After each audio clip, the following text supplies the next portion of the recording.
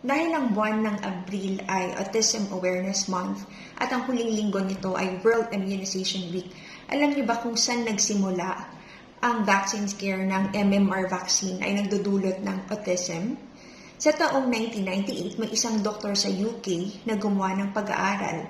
Ang kanyang study ay naipublish sa isang prestihiyosong medical journal ng The Lancet. Ayon sa kanyang pag-aaral, may kaugnayan ng MMR vaccine sa pagkakaroon ng autism.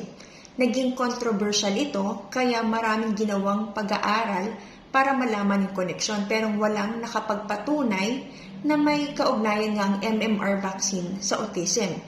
Nagkaroon ng investigasyon tungkol sa naunang pag-aaral.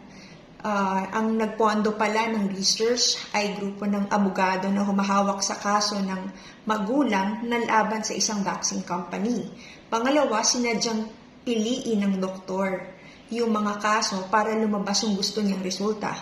Pangatlo, nagkaroon ng ethical violation sa proseso ng research kasi yung mga bata na involved sa study sumailalim sa mga invasive procedure katulad ng lumbar puncture, yung pagkuha ng tubig sa likod, at colonoscopy na wala namang clinical indication.